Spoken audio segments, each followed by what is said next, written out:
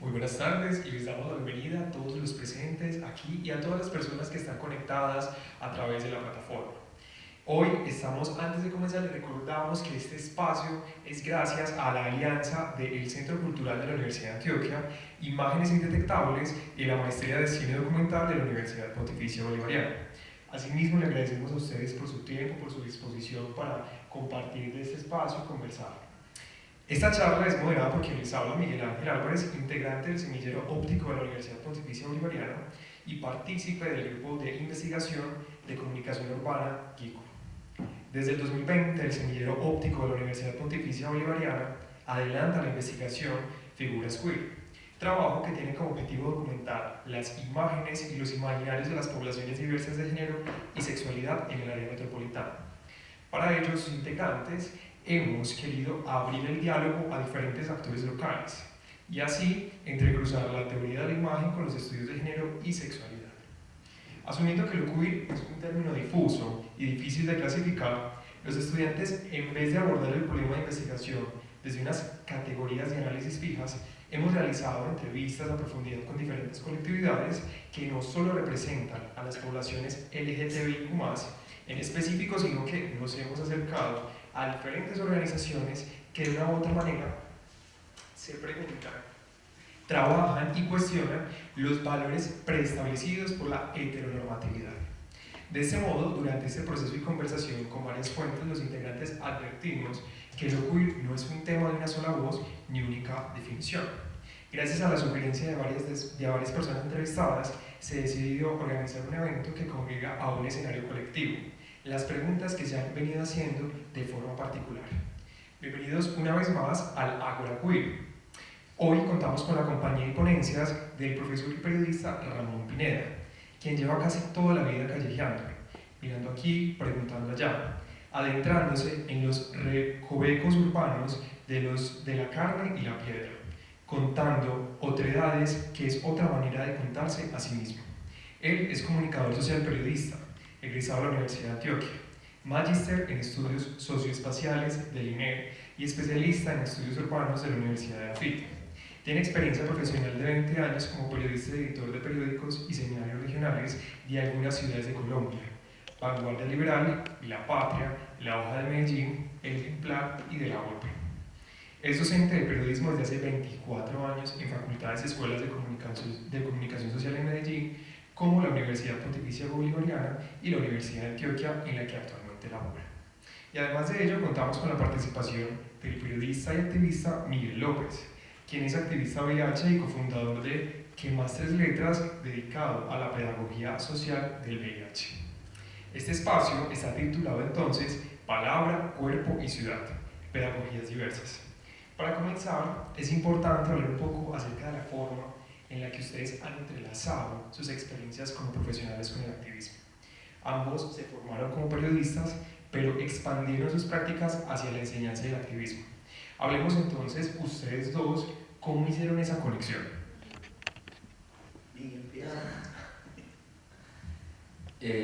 Bueno, no, yo creo que yo logré como esa conexión cuando vimos pues en el tema del VIH, que es en lo que yo trabajo, que el mayor problema actualmente del VIH era la desinformación, que eso es lo que genera como tantos comportamientos nocivos en torno al diagnóstico. Y pues yo, como había estudiado periodismo, busqué la forma de cómo usar la información y como esa especie como de traducción de la información que hacemos los periodistas, de volverla como más fácil de entender, más fácil de consumir, que la gente disfrute pues recibir esa información, para precisamente tener un impacto positivo en la vida de las personas que viven con VIH. Bueno, en mi caso es que soy periodista, ¿cierto? Soy comunicador social, periodista, pero más periodista que comunicador.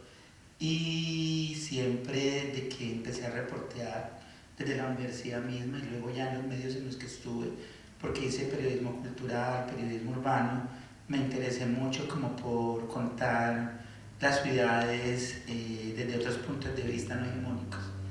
Entonces había unas hegemonías de poder, ¿cierto?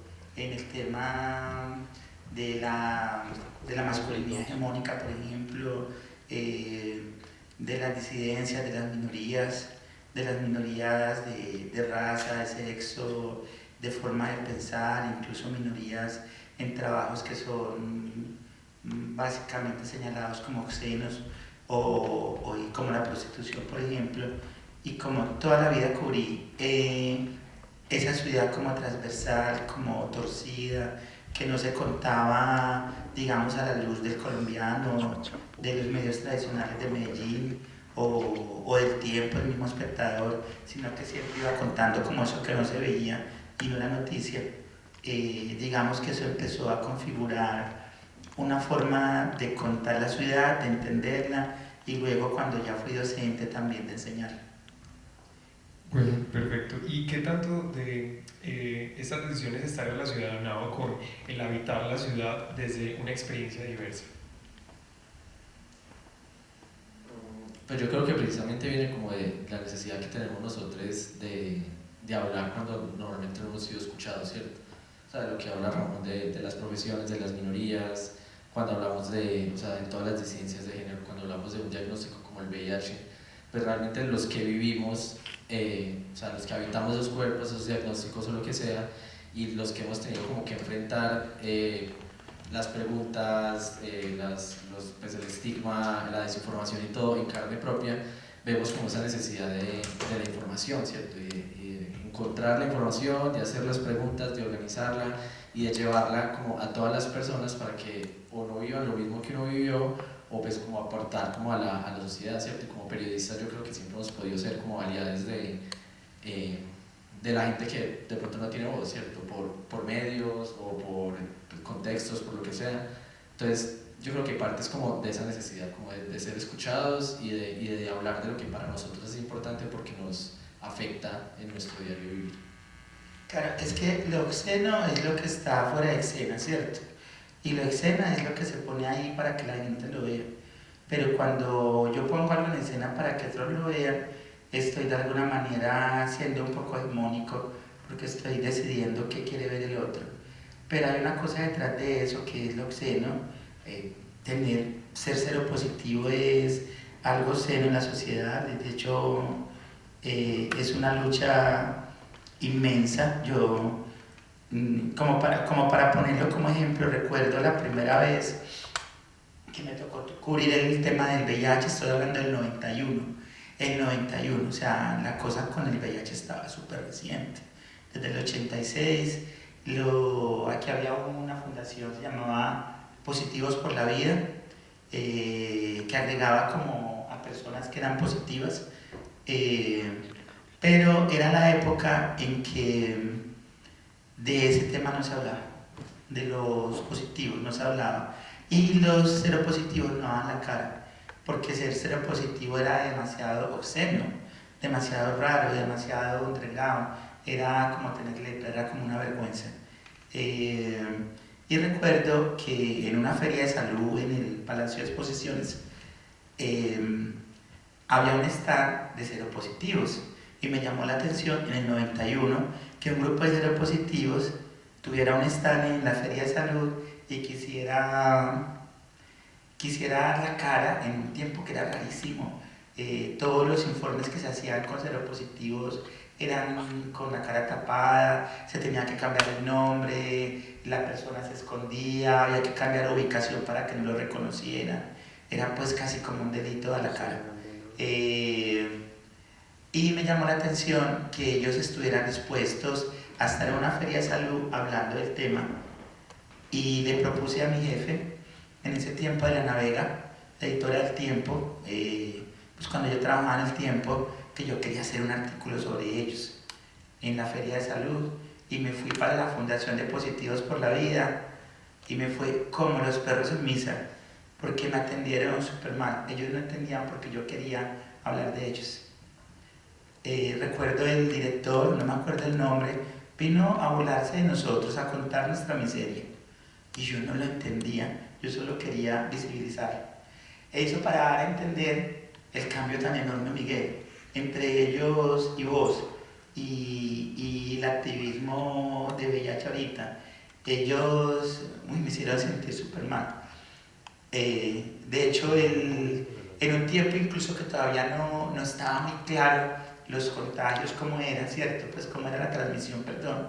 Él me dijo, yo sentí que me robaron toda la energía de la vida. Eran como seis y me miraban, ellos no podían entender porque yo quería contarlos. Y mi intención no era, no tenía nada que ver con el morbo, con nada, eran cosas que nos involucraban a todos, ¿cierto? Me dijo, está mareado, quiere un vaso de agua. Y se demoró trayéndome el vaso de agua y me lo ofreció con cara de, usted no sabe qué le eché. Entonces yo me tomé el vaso de agua, normal, pues qué me va a pasar. Y le dije, pues es que yo puedo salir de aquí, bajar las escalas y atropellar un carro. Ustedes no están condenados a muerte, puedo morirme yo primero, ¿qué es lo que les pasa? Me fui al tiempo a llorar con esa experiencia. Ya luego tuve la oportunidad de estar en un seminario del Ministerio de Salud con Juan Luis Londoño, el que se murió en un accidente de avión, un tipo como de avanzada, muy, muy inteligente.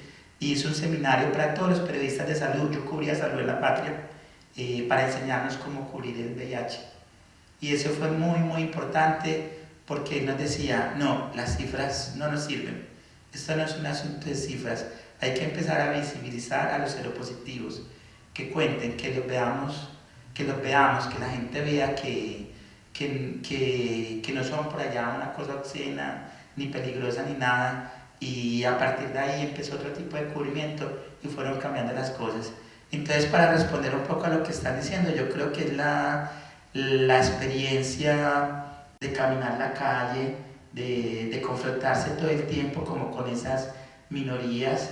Yo trabajo mucho temas de prostitución, temas trans, temas de consumidores, de adictos,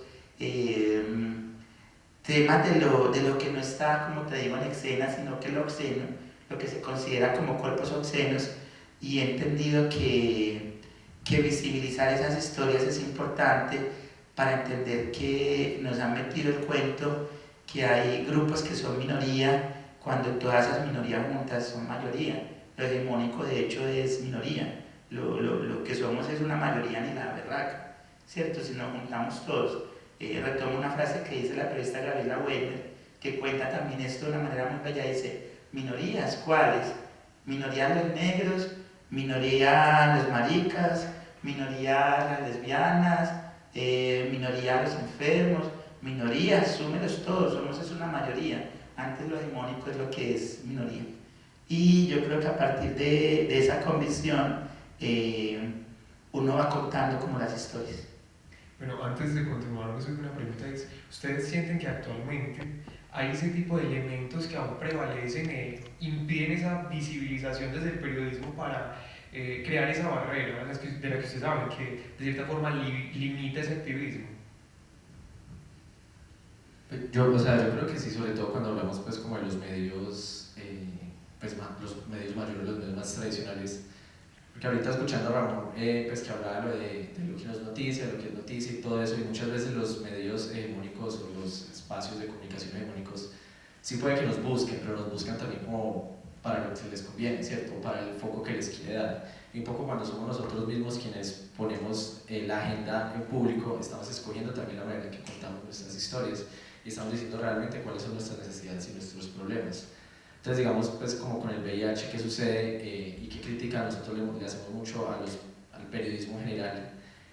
Básicamente solo hablan de nosotros una vez al año, que es en torno a esta fecha, que es el 1 de diciembre, que es el Día Mundial del VIH, y normalmente se limitan mucho a decir cifras, ¿cierto? Entonces, claro, a mí en estas últimas semanas me han llamado diferentes medios a entrevistarme y lo único que me preguntan es, mira, recibimos estas cifras de la cuenta de alto costo, ¿por qué crees que están subiendo o bajando los casos? Y pues ya, ¿cierto? Bueno, les interesa realmente, no sé, por ejemplo, cuál es la calidad del tratamiento que estamos recibiendo en Colombia, cómo se nos respetan nuestros derechos laborales, cómo es vivir con VIH en la ruralidad de Colombia, donde no hay clínicas de VIH en el pueblo donde vives, ¿cierto?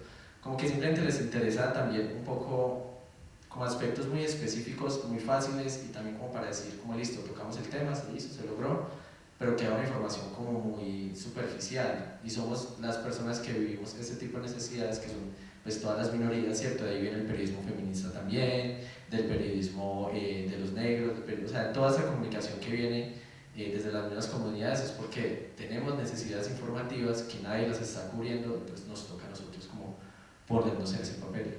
Porque cuando no es eso, es el exotismo.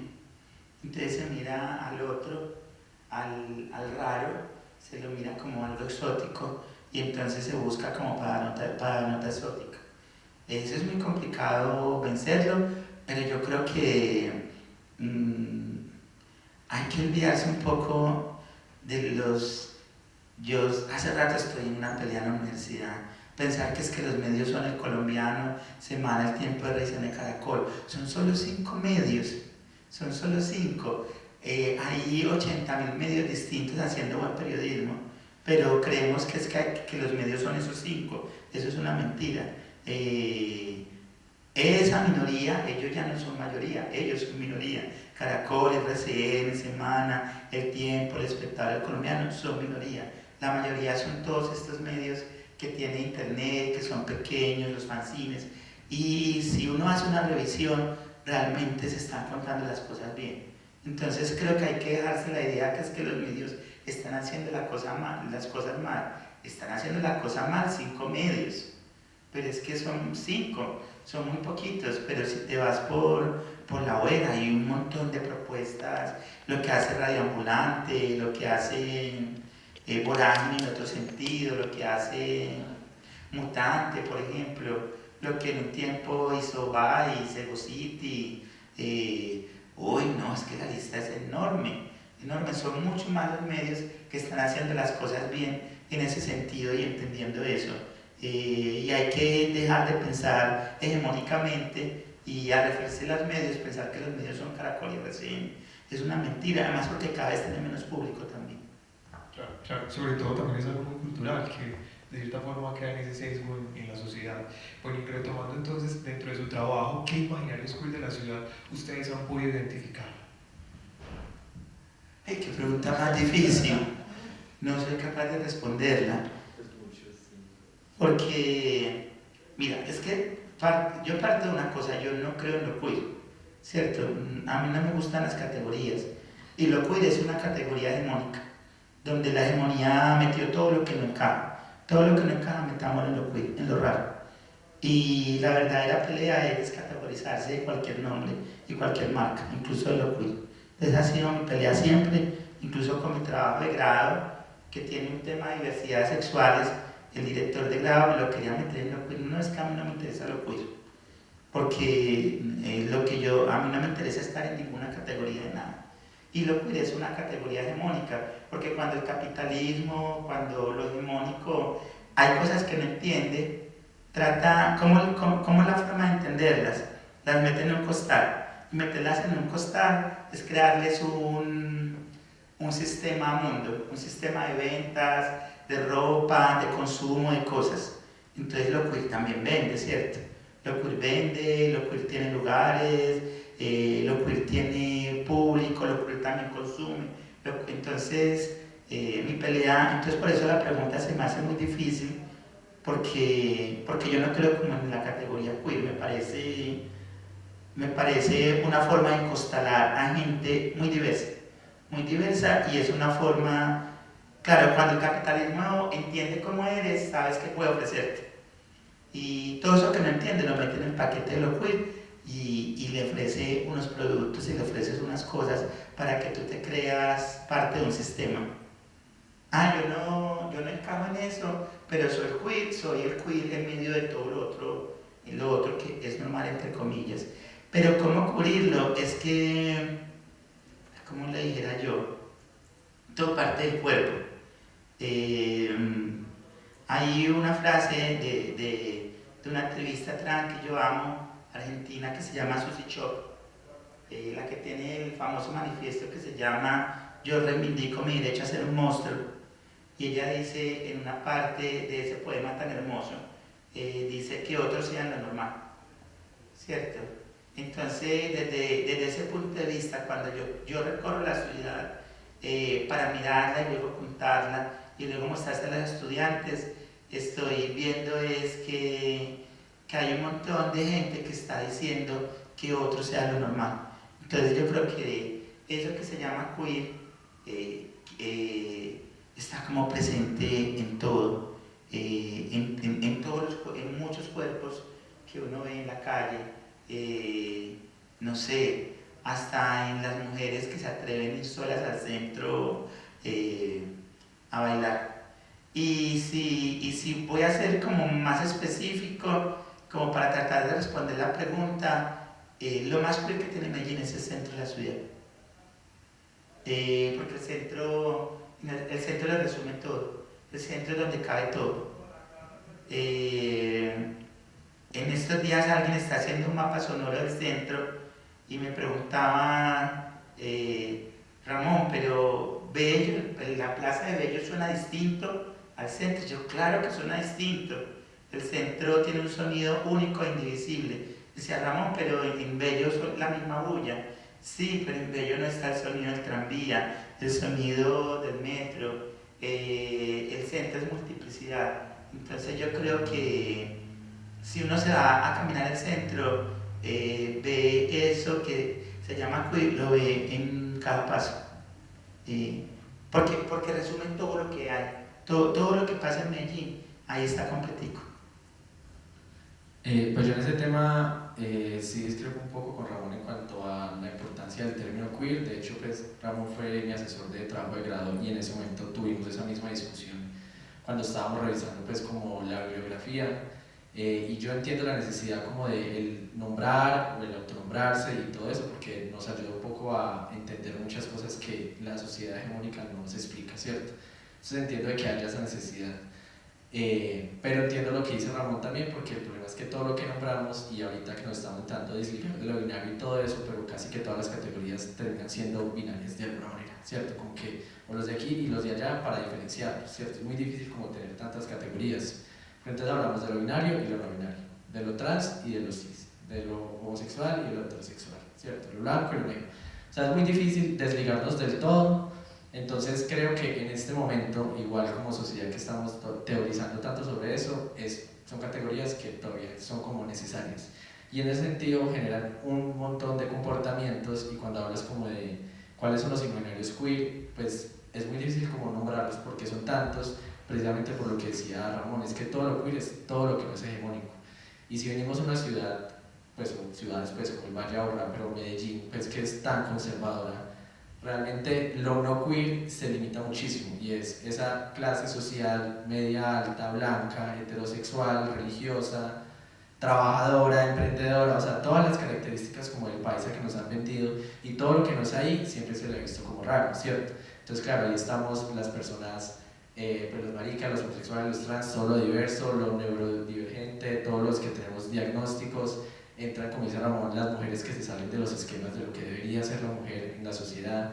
Entonces, todo eso genera cierto nivel de rechazo. Entonces, yo creo que si hay como cuáles son los imaginarios, es más bien como un rechazo generalizado por lo normal, pues por lo heteronormado, hacia todo lo que sea diferente. Pero en este momento está sucediendo algo muy interesante, si bien es un cambio muy lento, es que todo lo queer o todo lo diferente se está como posicionando sobre todos esos espacios y se está vendiendo desde el mismo capitalismo, ¿cierto? Pero lo estamos usando también como a nuestro favor, porque es que en este momento, o sea, las drags están súper de moda y donde hay una drag está súper valorizado, ¿cierto? O sea, ya hay incluso alcaldías que están llevando drags a hacer hosteos en sus eventos, pues, institucionales. Las mismas marcas, si bien sea utilizándonos, o sea, nada más Levi's, yo este año hice parte de la campaña de Pride Levi's, donde les mostramos la necesidad de que contrataran a gente negra, a gente marica, a gente con VIH en sus campañas porque si no, no van a vender la ropa, ¿cierto? Entonces, de alguna manera, lo queer, vendiéndose como algo diferente, se está logrando posicionar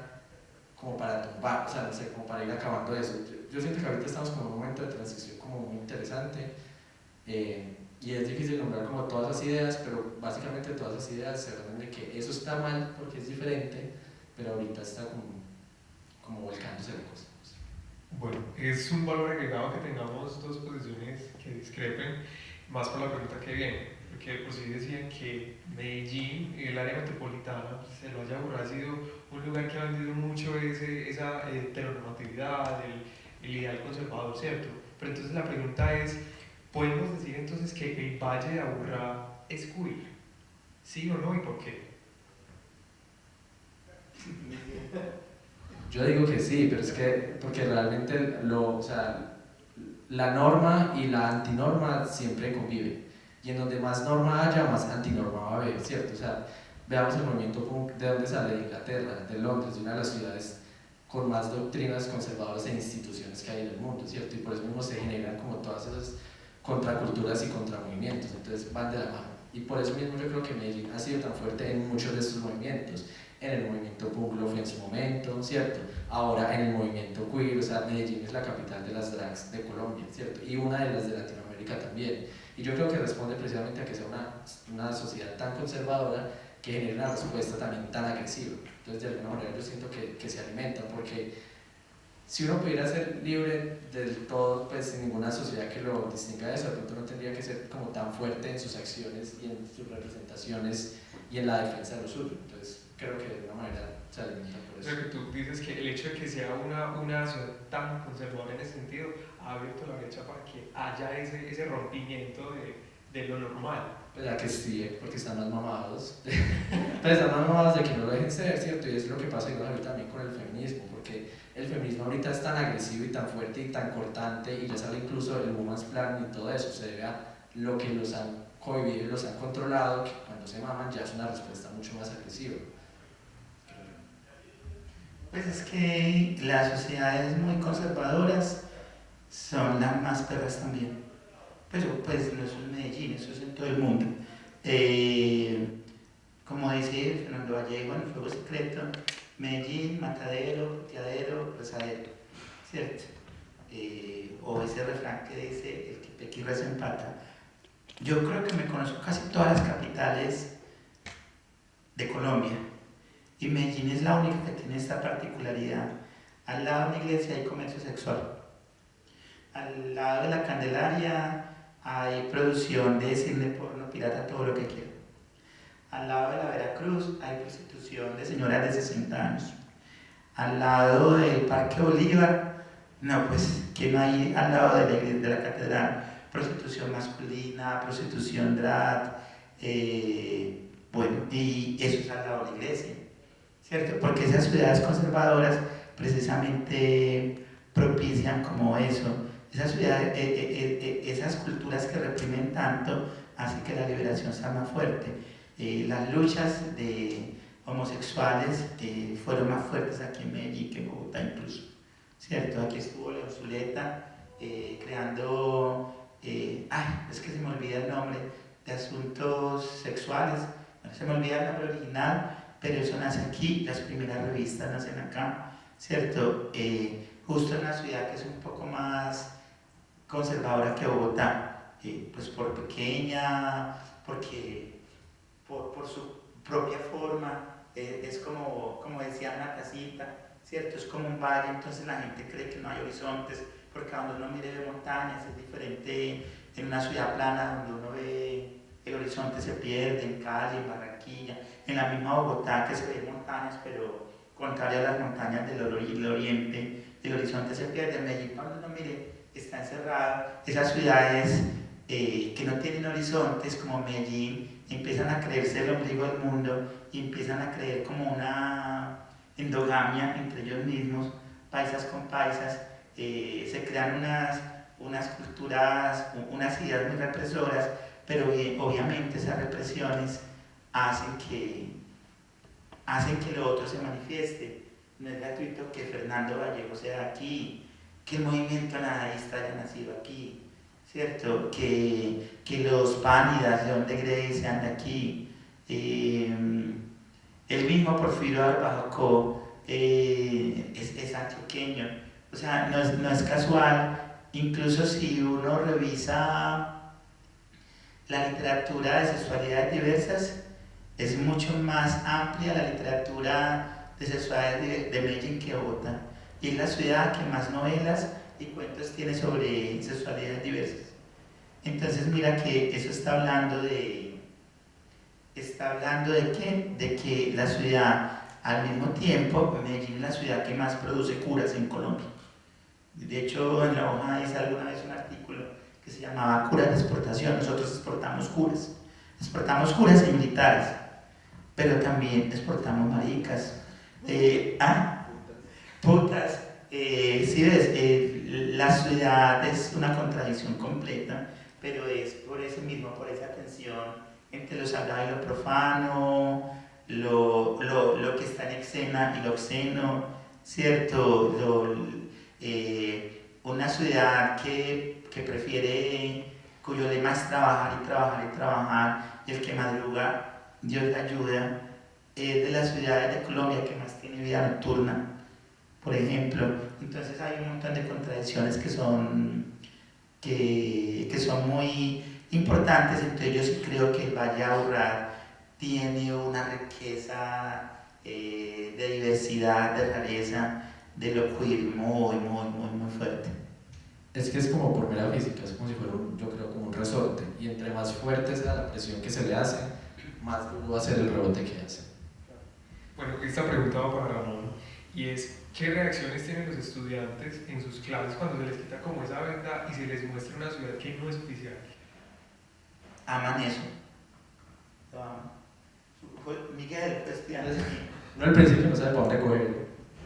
Es que yo creo que la primera reacción es que uno no sabe cómo, o sea, cuando le quitan como el horizonte, uno queda como, ay, ¿y ahora para dónde? Sí, porque uno no está acostumbrado a eso. Yo creo que realmente en las clases de Ramón, y cuando uno se enseña a buscar lo que no es noticia, que es como lo que uno siempre le ha enseñado en el periodismo, uno queda como, o sea, para hablar de cualquier cosa, pero entonces, que no sé, ¿cierto? O sea, y es liberador, pues, yo creo, pero al principio sí lo escobala mucho por eso mismo. Mira, te cuento una anécdota que muchos la saben. Yo empecé los recorridos en Bolivariana, cuando era docente de Bolivariana, en un curso que se llamaba Periodismo y Literatura, que yo lo creé, yo lo construí, el pensum, y yo fui el docente de esa materia por muchos años. Y obviamente en ese curso que leíamos autores periodísticos también muy fuera de lo hegemónico. Por poner un ejemplo, al amigo Pedro Lemebel, que lo conocieron ahí las chicas y los chicos, hablaba de la noche, y alguna vez un estudiante que también luego fue profesor me dijo: Ramón, llévame a callejear, llévame a todos esos huecos por donde vos te metes. Y yo sí, y tanto me insistió, dijo: venga, pues yo lo llevo. Un día me fui a callejear con él por el centro, a mostrarle cosas que no se cuentan, diversas, no todas tienen que ver con sexo. Hay muchas cosas que pasan que sorprenden mucho en la noche de la ciudad, y ya, y lo llevé. Y cuando llegué a clase el lunes, ya todo el grupo sabía que yo había ido a callejear con Daniel. Pero Ramón, ¿para cuándo? ¿Para cuándo nosotros? Oiga, sí, Ramón, llévenos.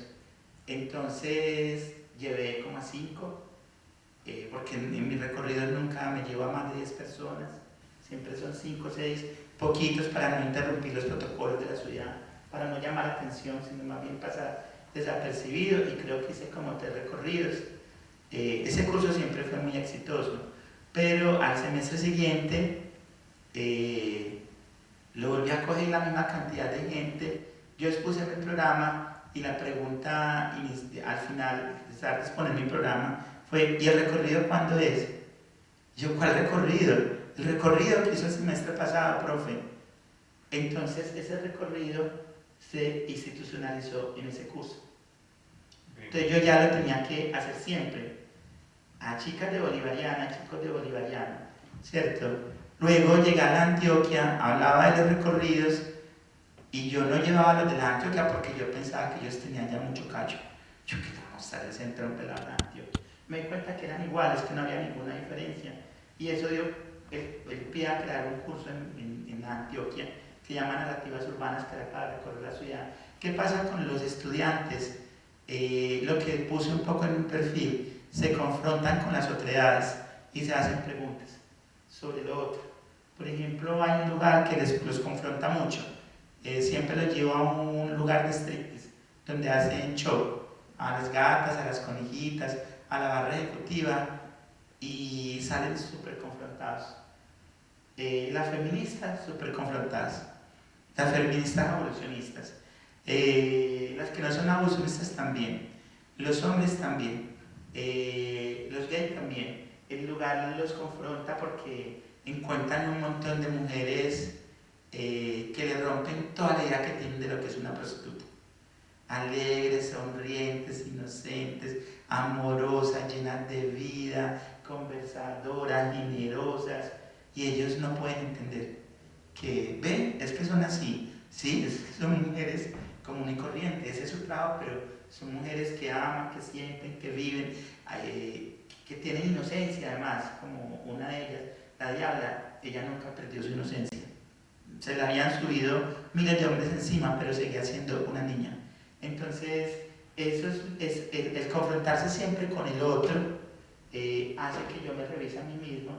Entonces, el proceso de aprendizaje es, vamos a ver los otros y vamos a ver en esos otros eso que también somos. Y te cuento que hay gente que sale cambiadísima.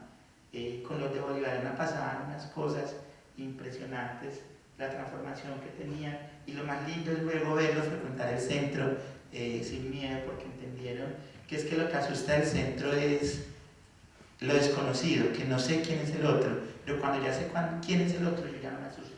Claro, yo me incluyo ahí, que definitivamente abrir esos espacios de actividades dentro de la academia nutren mucho todo esto que venimos hablando. Bueno, y para Miguel, ¿qué reacción tiene entonces la gente cuando se hace su labor pedagógica sobre el activismo y del VIH?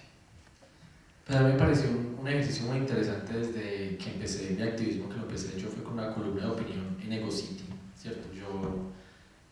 Pues a Ramón le tocó mi diagnóstico, de hecho, y yo llegué así súper caótico queriendo cambiar mi trabajo de grado y le dije que hablar de VIH, él me convenció que no lo hiciera en su momento, pero yo creo que desde ese momento yo como que sentí la necesidad de hablar del tema, entonces siempre tuve como esa idea ahí detrás de la cabeza.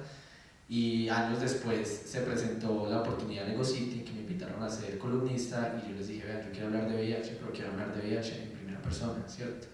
Ellos pues les encantó la idea y me animé y escribí la primera columna, nuevamente cagado el susto, yo no sabía, yo no sabía qué iba a pasar, yo tenía un trabajo en ese momento en un medio, entonces todos mis compañeros se iban a enterar, toda mi familia se iba a enterar, todos mis amigos se iban a enterar, toda la gente con la que me había acostado se iba a enterar, yo no tenía ni idea de cómo iba a ser la respuesta, y del público general tampoco, ¿cierto? Y realmente cuando salió esa primera columna, que igual eran momentos, digamos, donde Vice era súper importante, entonces ya había como un cierto estatus en ese periodismo que hablaba pues de lo profano, ¿cierto? Como decía Ramón.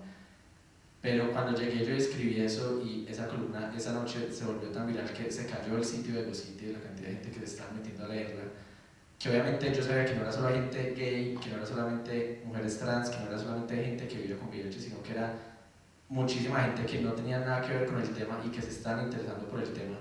Y ahí fue donde yo me dije como, pues es que la gente sí quiere aprender del tema, sí les interesa como estas informaciones, solo que la gente es como perezosa también para buscar información. Y yo creo que ahí está la magia también a veces de los periodistas, es cómo logramos interesarlos en ese tema, porque realmente sí van a poner atención. Y desde ese momento me he dado cuenta con el ejercicio del VIH y de la generación de contenidos pues, pedagógicos respecto al VIH, es que la gente sí tiene más intereses de los que uno cree, pero también a veces será por esas mismas ideas hegemónicas que tenemos, que lo que estamos discutiendo acá, pero uno también encasilla mucho a las audiencias y cree que las audiencias solo quieren saber eso, solamente van a consumir esa información, o no tienen capacidad de analizar ciertas cosas que digamos, ciertas historias que contemos, y las mismas audiencias lo sorprenden a uno cuando uno llega como con esas informaciones también, y ese ha sido mi caso como con el VIH, y, ya hemos llegado a instancias de dar cursos en lugares como Bancolombia, como cursos a todo el área de recursos humanos, en tener notas en medios nacionales hegemónicos, pues en Caracol, en RCN, en tener espacios con la alcaldía, en tener espacios con colegios, en tener espacios con universidades, y ahí uno se da cuenta que, pues, que realmente sí sirve esa información y la gente sí la quiere. Entonces realmente para mí eso ha sido como la sorpresa más grande, y yo creo que una razón también más para que los que quieran hablar de lo que quieran hablar, como que se animen a hacerlo, porque creo que la gente sí quiere prestar atención. Bueno, y para darle entonces cierre a este espacio, ¿qué conexiones ven ustedes entre el periodismo que hacen y las formas de habitar la ciudad desde un enfoque queer?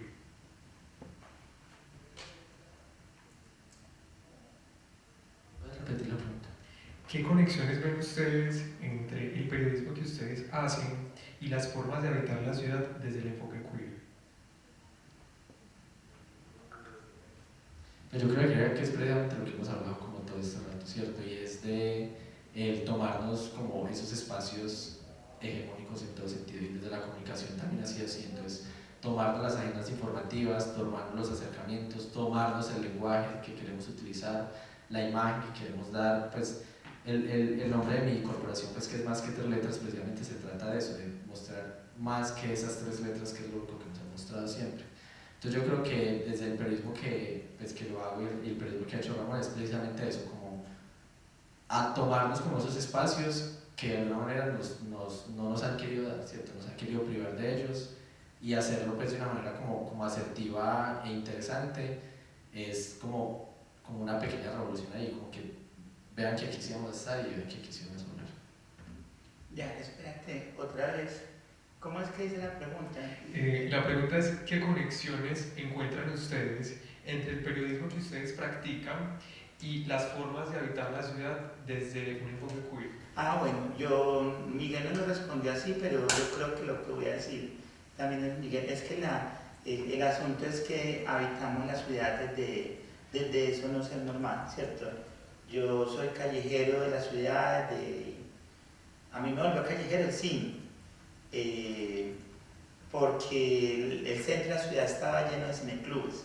El Cineclub Nueva Era, el Cineclub Camao, que era en Junín, en el Teatro México, y yo no tenía 18 años, y en los cineclubes no le pedían una cédula. Entonces uno se iba a ver a Bertolucci, 1900, a Pasolini, Salo los 120 días de Sodoma, un montón de películas que eran para mayores de 18 y que uno iba al centro a verlas. Esos cineclubes eran o los domingos a las 11 de la mañana, los sábados, o en las noches, como en Nueva Era, que era a las 8 de la noche. Y por ir al cine uno se quedaba en el centro callejeando. Entonces también es que, digamos que es que uno habla siempre desde su cuerpo. Yo en eso creo, no, yo me gusta mucho la filosofía de Foucault, que dice que hay que hacer de la vida una obra de arte, y yo lo que intentaba hacer con mi vida es que sea una obra de arte en el sentido de que sea algo que se pueda mirar, interpelar, construir todos los días. Entonces, lo que yo cuento en periodismo básicamente es lo que me interesa a mí como persona, son mis preguntas. Yo nunca me pregunto, ¿eso le interesará al público? No, yo siempre pregunto, ¿eso me interesa a mí? Si me interesa a mí, lo cuento. Nunca voy a preguntar para qué público es. Yo lo cuento porque creo que si a mí me interesa, habrá muchísimos que les va a interesar también. Entonces, habito la ciudad, digamos, desde lo queer, pues para meterme ahí, como desde esos recovecos, esos laberintos de la ciudad, en la noche o en el día, porque hay también noches en el día de Medellín, hay días de Medellín que son noches eternas. Desde ahí la habito y desde ahí la cuento, y desde ahí la habito, desde ahí la vivo, desde ahí la cuento, desde ahí la escribo, desde ahí la enseño. Es como eso, pero todo parte de mi propia experiencia. Yo soy un cuerpo vivido, ¿cierto? Yo no hablo como de las teorías que han vivido otros, sino desde mi cuerpo vivido. Por eso digo Miguel también, porque de todas maneras vos el periodismo que haces también está habitado de lo que sos. Y de eso se trata el trabajo de los periodistas, hacerlo desde lo que habitamos también y reconocer ese espacio del otro. Bueno, antes de dar el cierre, no sé si quieren hacer alguna pregunta. Mi pregunta sería pues, para los dos, y básicamente en estos tiempos vemos que hay mayor retroalimentación y una mayor participación por parte de las audiencias, ya sea por redes sociales o en el caso tuyo, profe, con los estudiantes en las clases. Entonces yo quisiera conocer, ya nos contaron un poquito, pero que profundicen un poquito más sobre qué respuestas han obtenido y realizando sus trabajos o sus contenidos que rompen precisamente con lo hegemónico y con lo tradicional. Yo sé ahorita que justamente cuando Ramón estaba hablando, que dijo lo de, es que yo cuento las historias que a mí me interesan, porque si a mí me interesan, seguro a alguien más le interesa. ahí me sentí súper identificado con lo que ha sido mi experiencia de hablar pues abiertamente de mi diagnóstico con VIH y hacer pues como una pedagogía del VIH. Y es darme cuenta de que aunque nadie lo esté hablando, es muchísima gente la que lo está viviendo, ¿cierto? Muchísima gente la que tiene dudas o tiene ansias de información al respecto, solo que, o sea, precisamente es por cómo funciona la sociedad entre lo hegemónico y lo queer, es que entonces lo hegemónico nos indica que eso no se habla en voz alta, ¿cierto? Pero sí somos muchos lo que lo estamos viviendo como en secreto, y yo creo que eso es como un poco como lo queer, ¿cierto? De alguna manera, que nos toca por la sociedad como vivirlo. Entonces la respuesta que hemos recibido, y digamos mi trabajo, que es principalmente basándose en la comunicación digital y las redes sociales, es darme cuenta de eso, de que es mucha la gente que lo vive, mucha gente que necesita esa información, solo que no lo pueden decir o no se sienten capaces de decirlos abiertamente por las mismas dinámicas pues, de la sociedad. Ya, es que son como muchas. Yo como lo veo, digamos, en la Universidad de Antioquia, en las propuestas de los estudiantes, que cada vez son más atrevidas, diferentes. Recuerdo el mismo trabajo de grado de Miguel, que es sobre modelaje webcam, cuando eso no estaba tan de moda, en el sentido ya todo el mundo hace artículos sobre eso, pero además Miguel hizo una inversión, o sea, puedo contar, claro, en un mes fue modelo webcam para poder contar a partir de su cuerpo y de su experiencia cómo viven los otros ese tema. Y así como esos temas, uno ve trabajos de grado impresionantes, hermosos sobre distintos temas, y uno sabe que eso es una respuesta como a lo que se les ha ido, el camino que se les ha ido mostrando en las clases. Digamos, ahora estoy súper encarretado con un trabajo que está haciendo una chica sobre Karol G. Eso en Antioquia era impensable hace 20 años, que hayan aprobado un trabajo de grado sobre Karol G. Y Karol G desde el punto de vista feminista. O hay otro trabajo sobre directoras de orquesta, también desde una mirada feminista. Eso es una respuesta. O hay una chica que está haciendo un perfil de Maribel Moreno, que es una escritora, la que fue esposa de Pino Puleyo, cartagenera, y está descubriendo los feminismos en ellas. Hay muchos trabajos desde el feminismo ahora, muchos trabajos desde las divergencias, el de Danilo Quintana, algunos lo conocerán, la creo que se llama Lila Verde. Yo creo que Danilo se volvió drag en mi curso, sabíamos que él era, o sea, él decía abiertamente que era homosexual, pero yo los pongo a hacer un perfil, a un compañero a hacer un perfil del otro compañero, y la compañera que hizo el perfil, en el perfil que hace él, menciona que es marica como 3 veces. Y Danilo me dice, pero esta, porque tiene que decir que yo soy marica tantas veces. Y yo, oíste, Danilo, solo lo menciona 3 veces, y acaso es mentira, y lo menciona en momentos que es muy oportuno. La libertad de ser lo que él es, en un momento él se dio cuenta que podía hacer drag, y su trabajo de grado, que yo fui el asesor, es sobre cultura drag, porque él es uno de los fundadores de cultura drag. No, es que si me pongo a pensar, se me van las ideas, las que han hecho un trabajo que yo amo profundamente, una multimedia sobre las mujeres del nadaísmo. Eso es producto de todas esas preguntas sobre eso que no se cuentan, porque siempre se piensa en Gonzalo Arango, en J. Mario, en los nadaístas hombres, y ella decide hablar de esas mujeres que fueron nadaístas, las destapa, se las levanta, todas están viejitas. Una de ellas es la ministra de Cultura actual, Patricia Ariza, fue nadaísta. Ella se retiró del nadaísmo porque se dio cuenta que eran un montón de machos que las utilizaban para pichar y fumar marihuana en las noches, pero ellos eran los poetas y los importantes. Ya se da cuenta que por muy locos que fueran, seguían siendo machistas. Ella hace ese trabajo tan hermoso que se llama Sonada Mujerío sobre las nadaístas, y descubrimos que ellas fueron más coherentes toda la vida que los hombres nadaístas. Y todos esos trabajos de grado son evidentemente una respuesta como a eso que de las clases se les va no digo enseñando porque yo no enseño eso, sino que les voy permitiendo que se pregunten. Listo. Bueno, buenas tardes. Pues primero, muchas gracias. Y yo tengo dos preguntas. En este caso, que ustedes, bueno, en su labor periodística y en su carrera, ¿cuál creen ustedes que ha sido una experiencia muy significativa para ustedes y que, digamos, que de pronto haya cambiado algo en ustedes? Y por otra parte, quisiera saber, bueno, desde su experiencia, qué tipo de temas o qué tipo de información es la que las personas más están buscando, las que más están interesadas. Muchas gracias.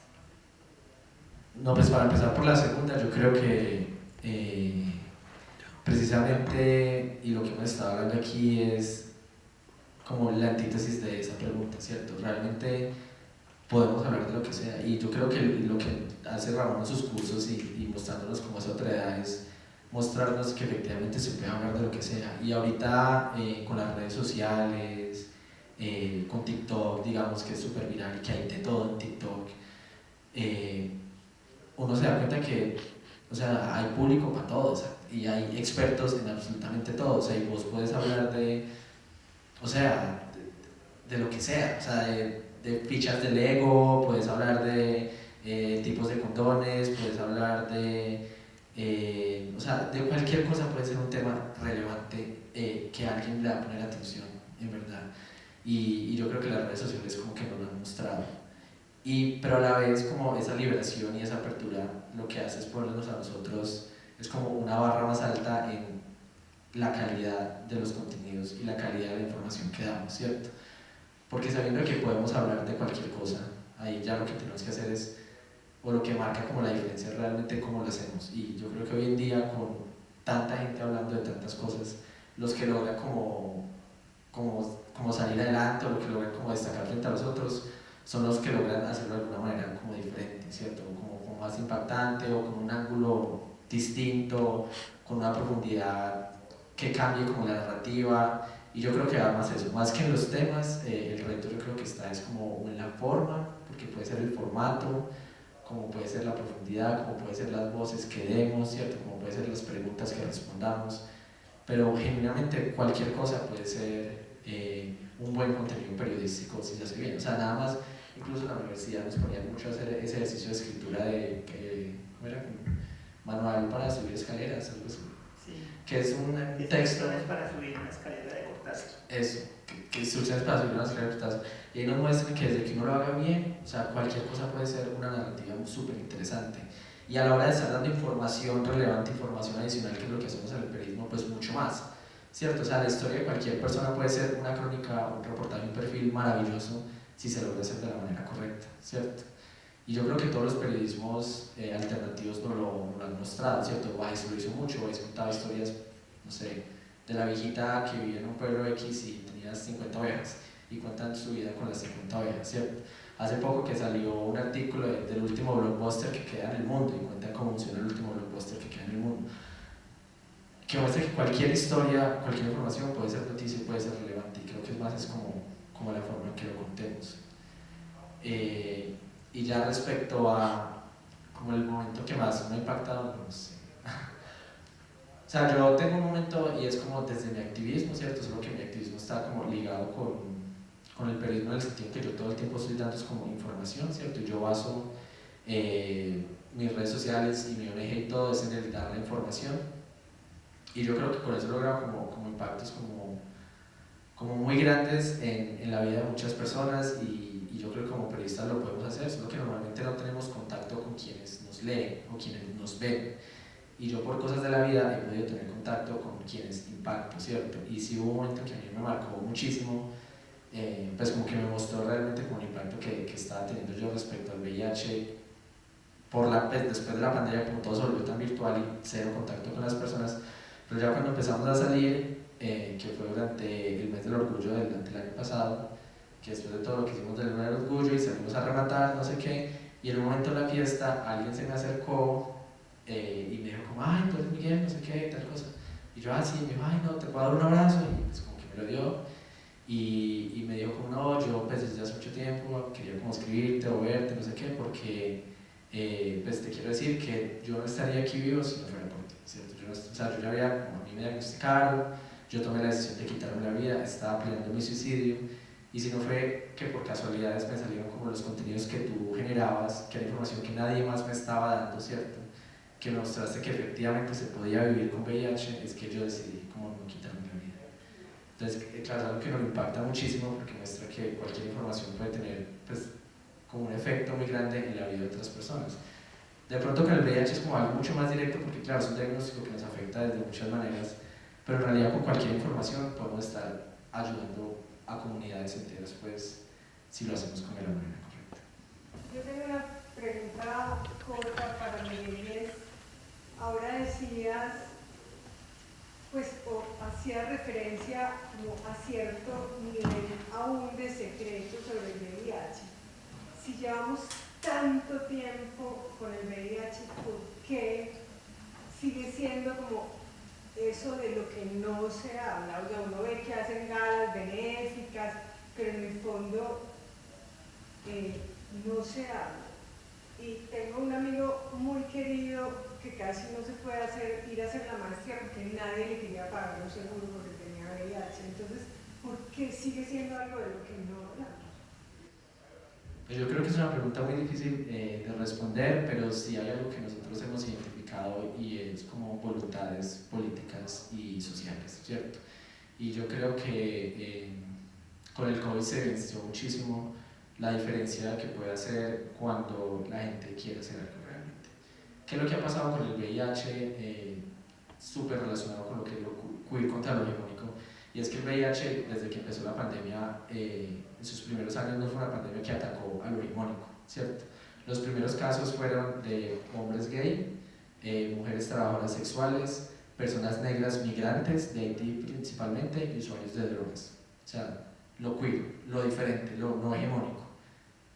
Los primeros casos de SIDA que se presentaron fueron en 1981 en Los Ángeles, San Francisco, y no fue hasta 1986 que el gobierno de Estados Unidos reconoció que había un virus al que le tenían que prestar atención, ¿cierto? O sea, pasaron 6 años antes de que el gobierno dijera, ay, pues está pasando algo. ¿Pero por qué? Porque claro, era una pandemia que estaba afectando principalmente a lo que no era la heteronorma, a lo que no era importante, ¿cierto? Porque no representaba a la mayoría. Gracias a eso es que muchas cosas que hacen que el VIH hoy en día sea complicado es precisamente por eso. O sea, si vieron con el COVID en solo 2 años cuántas cepas de COVID ya tenemos, ¿cierto? Que ya la vacuna ni siquiera cubre todas las cepas. Imagínense en 6 años de un virus completamente libre, sin ningún tratamiento, sin ninguna investigación, cuántas cepas pudo desarrollar, ¿cierto? Cuántos comportamientos pudieron desarrollar. Entonces, todo parte desde ahí, ¿cierto? Que fue un virus que inició afectando simplemente a los que no eran la norma. Entonces, no había un interés ni social ni político por atacarlo. Ya cuando se volvió algo más masivo fue que empezó a haber como un poco de respuesta, un poco de interés, pues porque ya era imposible tapar el sol con el dedo. Pero después también cuando ya dejó de volverse un problema como es de muerte, ¿cierto? Cuando ya se instauró la terapia antirretroviral, ya la gente no moría, ya no era noticia, ya no era como morbo, como fue en los 90, también simplemente se dejó hablar de eso. Pero principalmente porque el estigma igual quedó en que era como una enfermedad que solo afecta a este grupo de personas, entonces no hay un interés, y ahorita pasa también con la viruela del mono, ¿cierto? No hay un interés ni político ni social por hacer algo al respecto, y sin ese interés y sin esa voluntad, no, o sea, es imposible como lograr avanzar. Entonces ahora todos esos derechos que se nos violan a las personas con VIH, a pesar de que tenemos, por ejemplo, Colombia es uno de los países en Latinoamérica con más leyes a favor de nosotros, en teoría, pero todas se las irrespetan, ¿cierto? Y ninguna las respeta porque la gente ni las conoce, o las empresas, los hospitales, lo que sea, pues saben que las pueden romper. Y es por eso, porque no, pues siento yo que es porque no hay una voluntad, debido a que nos está afectando como a la mayoría, a pesar de que, como hemos dicho acá, la mayoría no es la mayoría, y claramente con el VIH mucho que menos. Pero yo creo que es por eso, porque como en el imaginario es como el problema de ellos, entonces que ellos solucionen, nosotros no nos tenemos que incomodar. Y agrego ahí, Miguel, es que es una enfermedad de cuerpos obscenos. O sea, cuerpos que tienen sexo, cuerpos que se drogan, cuerpos al margen. A diferencia del COVID, a diferencia del cáncer, de otras enfermedades que no están asociadas a cosas que lo hegemónico le parecen obscenas, le parece moralmente señalables, le parece que no están bien. Entonces, como está asociado a la sexualidad, a la promiscuidad, al descuido, a la homosexualidad, ¿cierto? Entonces, ahí hay una especie de castigo simbólico. Como es a cuerpos obscenos, no nos importa. Lo que pasaba con la lepra, ¿cierto? A los leprosos, ¿qué pensaba la iglesia? Que el que le daba la lepra era porque era pecador. Entonces no había intención de curar a los leprosos. Se les encerraba por allá en una cueva para que se murieran. De hecho, recuerda la sordalía. Las sordalías eran las pruebas que se hacían en el medioevo para determinar si uno era pecador o no, ¿cierto? Entonces, si alguien había cometido un pecado, digamos, de sodomía, y esa persona insistía que no era sodomita, entonces lo ponían a vivir un mes con leprosos. Si se le pegaba la lepra, era porque evidentemente si era pecador, si salía libre de ese mes de contacto con leprosos, entonces le creían. Entonces hay un castigo simbólico porque es una enfermedad de cuerpos obscenos. Entonces, ¿cuándo le van a parar bolas a eso? Eso no es muy complicado porque sigue siendo de cuerpos que están al margen siempre. ¿Está asociado a eso? Pues ya sabemos que no, pero por lo que dice Miguel desde su historia en el imaginario, está asociado a eso. Bueno, les agradecemos a ustedes por su valioso conocimiento, por hacer parte de este espacio, a ustedes por estar aquí presentes y a las personas que están viendo esto a través de la transmisión. Les recordamos que Ágora Queer hace parte de la investigación del semillero óptico de la UPB y además de esto del grupo de investigación urbana GICU. Este evento es posible gracias a la alianza del Centro Cultural de la UDA, Imágenes Indetectables y la Maestría de Cine Documental de la UPB. Y nuevamente los invitamos hoy a las 7 de la noche a la inauguración de la exposición Imaginarios Queer el día de hoy. Así que les recordamos a ustedes también estar muy pendientes de las charlas que se estarán dando a través de esta jornada. Hasta pronto.